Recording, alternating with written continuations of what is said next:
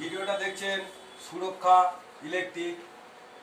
দেখুন আমরা অনেক ক্ষেত্রে কি করি, আমরা ইন্ডাকশন ব্যবহার করি, বেশিরভাগটাই আমরা কি করি কাঁচের উপরে আমরা এরকম ধরনের দিয়ে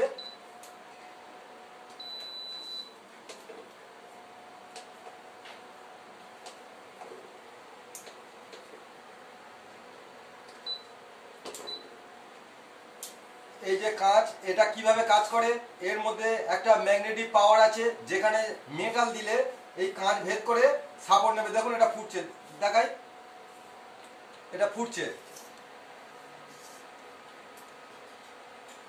আর দেখুন এই যে ফোটা ফুটছে, এবারটাকে আমরা নামিয়ে ফেললাম। এর মধ্যে যদি আমরা এইরকম একটা সাদা কাগজ দিই, অনেক সময় আমাদের দুধ বা অন্য কিছু মুতলে যাওয়ার সম্ভাবনা থাকে, সেখান থেকেও কাজ করবে। দেখুন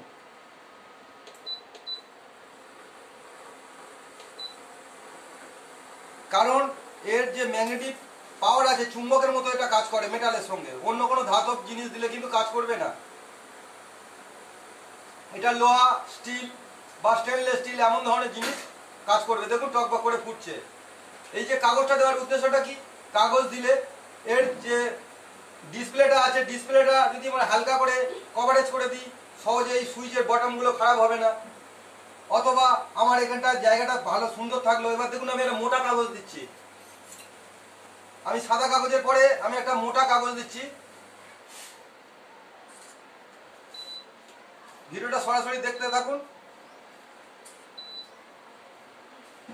দেখুন দেখুন টকবক করে ফুটছে এবং কতটা মোটা। তা আমরা যদি এটাকে কভারেজ করতে পারি, অনেকে এই জিনিসটা জানে না যে আমরা ইন্ডাকশনের ওপর যে কোনো খবরের কাগজ বা কোনো পেপার ব্যবহার করার পরে আমরা রান্না করতে পারি।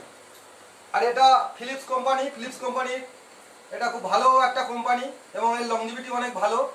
আমার একটা কাছে এটা ফিলিপস কোম্পানির ইন্ডাকশন। আর দেখুন টকবক করে ফুটছে। এর একটা নির্দিষ্ট হাইট আছে, সেই হাইটটা যখনই আমি তুলে দেবো তখন কিন্তু ম্যাগনেটিক পাওয়ার কাজ করবে না। এটা সম্পূর্ণ ইলেকট্রনিক সার্কিট। দেখুন আর কাজ করছে না।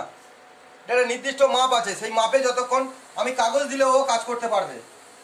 কারণ এটা অন্যান্য আগুনের মতো সরাসরি আগুন গিয়ে একে কাজ করে না, এর ম্যাগনেটিক পাওয়ার গিয়ে ও ওটাকে টেম্পারেচার করায়।